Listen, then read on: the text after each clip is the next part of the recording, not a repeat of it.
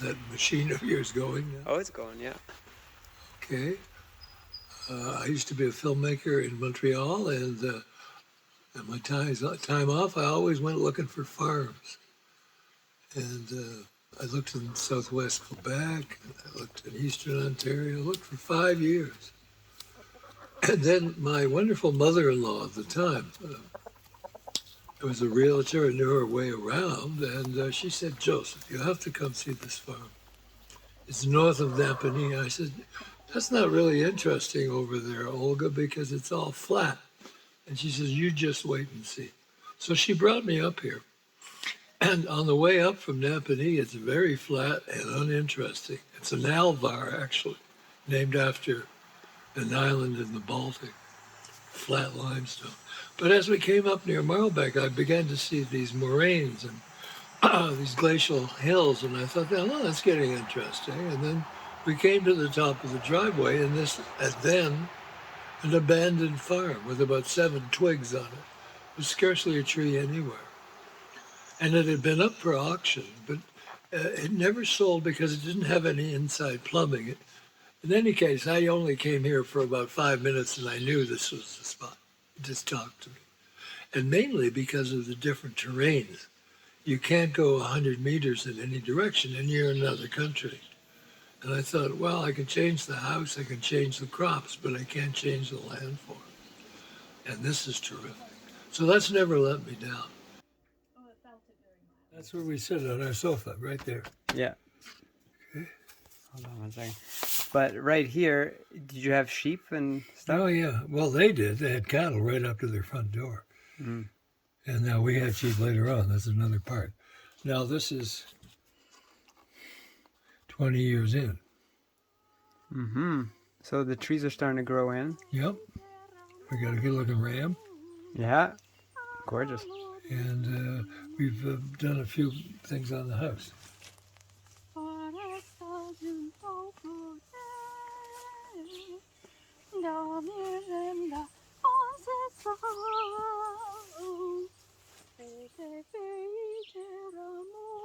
And I was living in the suburbs in Kingston at the time, and in 1986 I had ordered trees from the Golden Bough from my backyard in Kingston.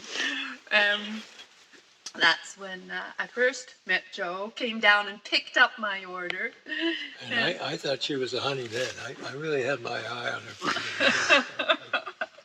But anyway, then a few years later, my relationship in Kingston split, and I didn't want to stay in the suburbs, and I knew a few folks out here, and I came in house sat in the next village, and had my eye on a little house I wanted to buy, and I came by to see Jo one day to say, what's this neighborhood like? Should I move here? Anyway, he called those my pioneer months, and I ended up spending more time here than I did at my house sit. And finally, in February of '94, I moved in. When I first arrived, Jo didn't have a vegetable garden, and I really wanted one. So he gave me some land over the hill to work on, because this was all pasture, and it was all fenced so that the deer could, the sheep, we had sheep. Sheep were out here. And so I tried my best for a couple of years, but couldn't do it because it was too far away and too wild. And the trees took so much of my attention in the early spring that I didn't have any left over for planting gardens until Blair and family showed up, and they created this garden. Mm-hmm. And I became an apprentice tree. I was always into plants and flowers and things, but never trees so much. But so I apprenticed for the first few years. We drew up a contract, and after 5 years, I became full partnership in the business.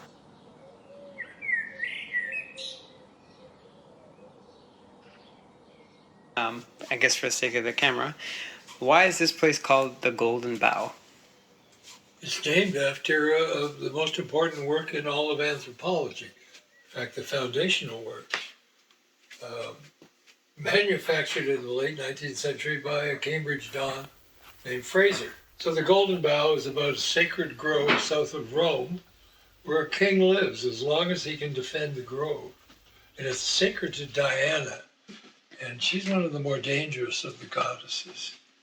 Anyways, the king usually gets knocked off fairly soon by the aspiring king, who lasts a few days or a few months, and then he in his turn moves on as the new king of the Golden Bough comes along. And this seems to be a metaphor for the seasons, and also a way of dynasties changing hands, and it's a pretty powerful symbolism. Now we're in the transition to have the young people take over. And they're in the process of creating a contract. So this is it. We're facing the challenges of how you move from the older generation to the next generation, hopefully to carry on the legacy that Joe's created here with the tree farm. You call it the Golden Warrior then. And so that's very appropriate. Oh, the Mayan calendar's up on this. But anyway, my point was, Yes, dear. you are the overtone yellow warrior, and you've been running this farm for 50 years, almost 50 years. And now Blair comes along, and guess what? She's the same sign. She's also an overtone yellow warrior, so it's actually very fitting that she'd be the one to take over. Absolutely. We need golden warriors here. And the king, we've used that analogy, and the king doesn't need to die. The king needs to step aside. Mm-hmm. And he's reluctant to do that. This place will transform into something new. Something different with the next generation, meeting the needs of the next generation. So it goes. So you may as well go, what shall I say, smoothly. Yeah. Gently into the changes. Right, Joe? I only work here. You only work here now. Well, you only live here.